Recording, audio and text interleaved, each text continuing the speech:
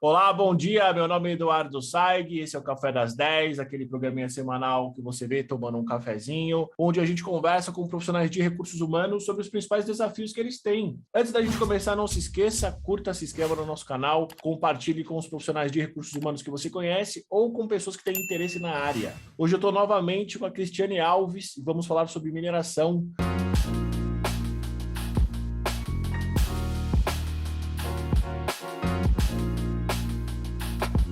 Cris, bom dia, tudo bem? Como é que você está? Bom dia, Eduardo. É um prazer estar aqui mais uma vez. Estou ótima, muito honrada de estar aqui batendo esse papo e trazendo um pouquinho dessa realidade que está tão aquecida atualmente, viu? É justamente sobre isso que nós vamos falar, sobre os desafios do RH no mercado da mineração. Cris, para quem ainda não viu o seu último programa incrível que você fez com a gente, conta um pouquinho quem é a Cristiane Alves no mercado de RH. Ok, Eduardo. Cristiane Alves hoje atua à frente de grandes processos de RS, cultura, clima, gestão de competências, implantação de processos.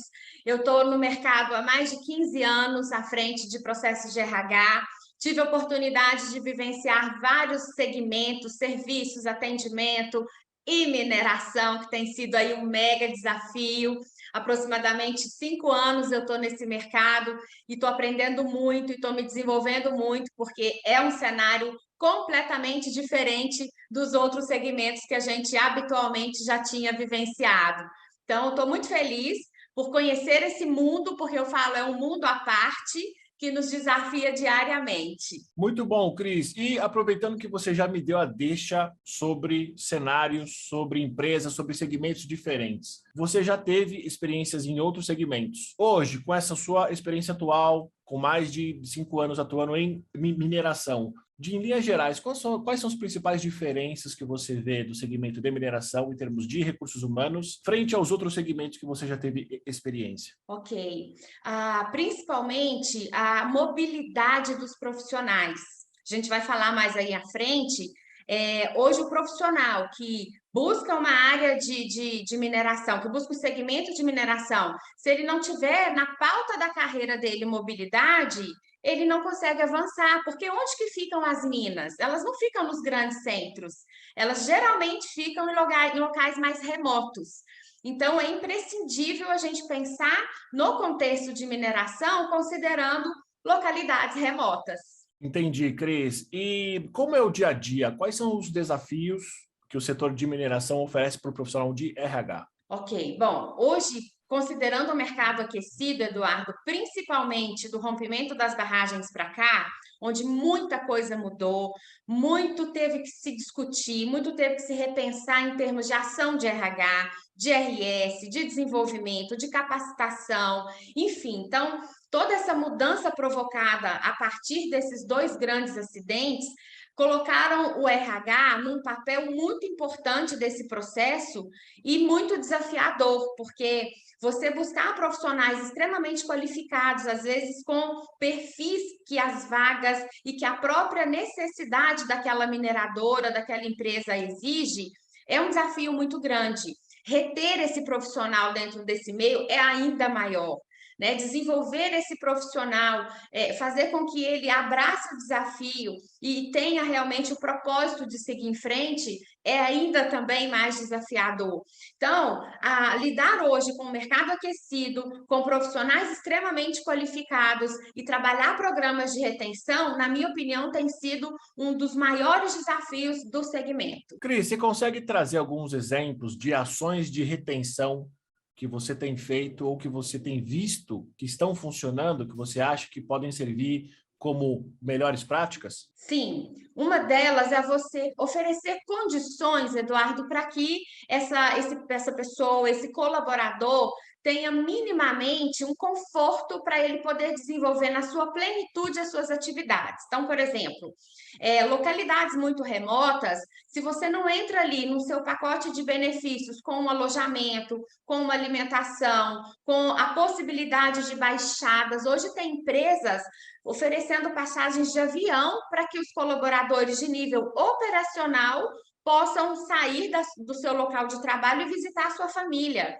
Aí você pensa, é um custo para a empresa? Não, é um investimento. Porque esse cara trabalha 90 dias, folga 10 Esses 10 dias a empresa custeia a ida e a volta dele para visitar a família, e esse cara volta energizado, ele volta, né, realmente ali descansado para poder pôr a mão na massa e fazer as coisas acontecerem. Então, uma das questões é essa, pensando aí no conforto, no bem-estar desse colaborador. E se a gente pode falar em termos de retenção, as políticas de crescimento, de reconhecimento, do sentimento de pertencimento para essas pessoas tem sido também um fator muito importante, porque imagina, às vezes o cara está numa região remota, está longe da família, está longe de tudo, ele faz uma entrega, a empresa bate a meta e ele não recebe um parabéns, um reconhecimento desse gestor imediato. Isso desmotiva, isso deixa o cara realmente sem um propósito, sem o porquê que eu estou aqui, o que eu estou fazendo aqui, qual que é o sentido do meu trabalho. E não é, né, distante do nosso conhecimento que as pessoas precisam ter sentido no trabalho. Então, fortalecer essa questão do que o trabalho, por que esse trabalho é importante, que papel que ele tem na minha vida, sem dúvida nenhuma, Eduardo, é algo que tem sido um grande diferencial. E não é para inglês ver, não, é realmente praticar isso, viver isso, potencializar isso aí dentro da empresa para que as pessoas percebam diferente essa forma de retenção. Muito bom, Cris. Sempre que eu penso num segmento tradicional como indústria e mineração, eu sempre penso nas relações sindicais e trabalhistas, que por definição vieram desses segmentos, né? E aí uma dúvida, como que é essa relação entre as empresas de mineração e os sindicatos? É uma relação harmoniosa? É uma relação conflituosa? É uma relação, por exemplo, construção ou é de conflito? Como é que você vê isso? Ok, eu vejo, Eduardo, como uma relação tensa, uma relação difícil, uma relação em que até pouco tempo atrás era o sindicato puxando de um lado, a empresa puxando do outro. E o que eu percebo que tem mudado? Hoje a gente está vivendo uma era de que ou todo mundo ganha ou todo mundo perde. Não tem mais eu ganho daqui e você perde dali. É um acordo que tem sido cada vez mais presente nessas relações, visando realmente o que a empresa ganha e o que o colaborador ganha. E o sindicato está ali para mediar isso. Então, está ganhando muita força esse papel da relação ganha-ganha nessas negociações sindicais, porque as empresas estão num momento difícil, pós-pandêmico, tiveram aí os seus prejuízos em função de tudo que aconteceu, os sindicatos têm noção disso. Por outro lado, eles precisam garantir os direitos, precisam realmente trabalharem ali para garantir um mínimo para o colaborador, né? Tem sindicatos extremamente fortes no Brasil e atuantes. Então, hoje eu tenho percebido que tem mudado essa questão de olhar para essas negociações, tirando aquele peso, tirando aquela carga de que eu ganho, eu tiro, você tem que pagar. Hoje é visando realmente um ganho para ambas as partes, senão não vai funcionar. Eu imagino também, Cris, que uma empresa que provavelmente deve ter uma série de normas, uma série de treinamentos corporativos e mesmo treinamentos essenciais, tem uma dinâmica super corrida. Qual a importância da área de treinamento no segmento? Ok, bom, a gente falar em treinamento na área de mineração é como levantar e escovar os dentes, porque as pessoas lidam com ambientes inóspitos, né, altura, exposição ao risco. Então, as NRs, né, dentro das normas de segurança, elas têm um papel imprescindível nesse processo e dentro desse segmento. Em contrapartida, a gente não tem como falar em normas de segurança, falar em NRs, sem trabalhar o comportamento das pessoas. Então, a área de treinamento ela é extremamente atuante nesses segmentos, porque ela vai não só dar as ferramentas, os EPIs, como a gente fala no geral, as instruções, mas ela também vai trabalhar o comportamento, ela vai trabalhar o senso de responsabilidade, porque quando a gente fala, né, de treinamentos dentro dessa área, a gente vai falar dessas duas frentes, né, o técnico e o comportamental, e um não existe sem o outro. né? Então, em locais remotos, onde o ambiente é diferente, a cultura é diferente, como que a gente leva um treinamento que você aplica na cidade com outro risco dentro de um escritório, né? Tem essa grande diferença. Então, a área de treinamento, ela precisa ter essa leitura e levar realmente o que funciona na prática nesse segmento, de acordo com a realidade, cultura, perfil das pessoas, e estar literalmente presente com as atualizações, acompanhando. Hoje ganhou muita força as avaliações psicossociais, que corroboram muito com esse processo de treinamento, porque ele vai ali colher informações importantes de pessoas que podem estar com algum problema psíquico, que podem estar com alguma disfunção, né, que possa gerar um acidente, que possa trazer algo aí, um prejuízo não só físico, material, mas mesmo de vida para as pessoas dentro de um segmento dessa natureza, né? Muito bom, Cris. E, em linhas gerais, o que você acha, na sua opinião, que, em termos de recursos humanos, que a área de mineração consegue aportar valor para os outros segmentos? Servir como benchmark, servir talvez como um ponto fixo de boas práticas. Ótimo. Ela pode apontar a flexibilidade, ela pode apontar a empatia. O RH ele pode trabalhar informações que o ser humano é só um em qualquer lugar do mundo. Tá, Eduardo? Se a gente pensar assim, o que vai modificar é onde ele está inserido, quais são as necessidades que ele traz. E o segmento de mineração, como após principalmente o rompimento das barragens, o mundo direcionou o olhar para ele. Então, ali está acontecendo muita coisa nova, ali está acontecendo muitas práticas inovadoras, porque o rompimento das barragens virou uma chave, assim, ou a gente faz ou a gente faz.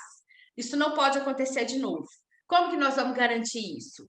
Não é papel só de quem está lá na barragem, é papel do RH, é papel do financeiro, é papel do TI, é papel da empresa como um todo, porque é o nome da empresa, é o impacto disso no mundo, no meio ambiente, na sociedade, enfim.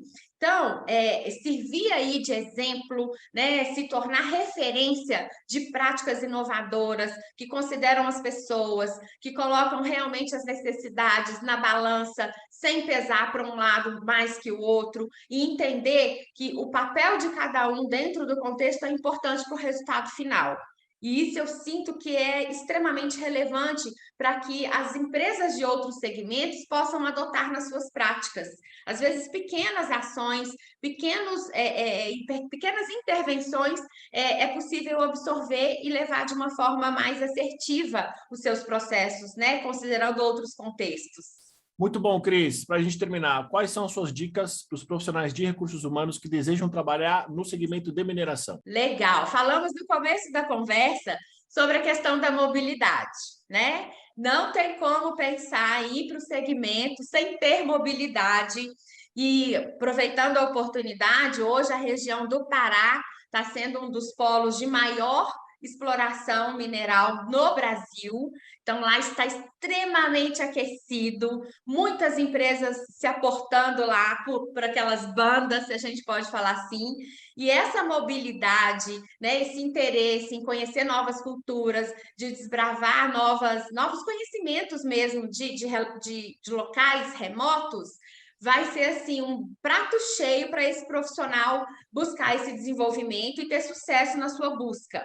Hoje eu tenho acompanhado, né, as contratações, porque a gente está num modelo muito online, mas quando a gente pensa em mineração, deixa o online um pouquinho, porque a gente precisa colocar o capacete e estar em campo, conversando com as pessoas. O profissional de RH, ele tem que esquecer o modelo híbrido quando se trata de mineração, porque ele vai colocar lá a botina, o capacete, os EPIs e sentar o dedo nas áreas para poder conversar com os gerentes, para poder entender a necessidade das pessoas, para poder fazer um mapeamento de competência, fazer levantamento de necessidades de treinamento, né, avaliar os profissionais que podem ser movimentados para as outras áreas. Muitas dessas mineradoras têm diversas sedes espalhadas no Brasil, então, por que não o cara sair, por exemplo, da Bahia e trabalhar em Minas?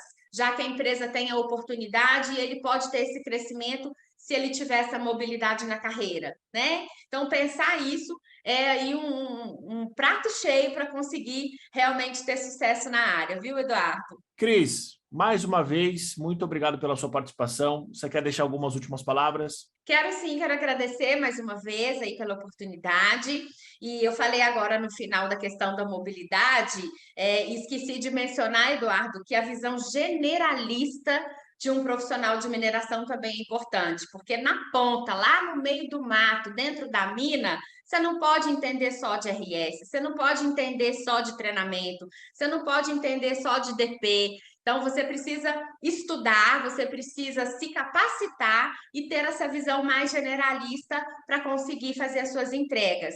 E eu estou aqui, né, uma eterna estudiosa dos processos, tendo a oportunidade de trocar com você nesse café gostoso e prazeroso que é a nossa conversa, e lisonjeada mais uma vez de levar um pouquinho aí da minha experiência, do meu conhecimento e da minha vivência compartilhada com vocês. Muito obrigada. Cris, quem agradece sou eu, com certeza quem agradece são as pessoas que estão vendo a gente, que vão ouvir a gente. Muito obrigado por você compartilhar conosco essa sua experiência que é super rica. Na sua primeira participação, falando sobre refugiados, foi um dos nossos episódios de maior audiência e eu tenho certeza que esse também vai ser. Então, quem tem que agradecer, na verdade, somos nós. Muito obrigado, Cris. Para você que está vendo a gente, para você que está ouvindo, muito obrigado também pela sua audiência e até semana que vem.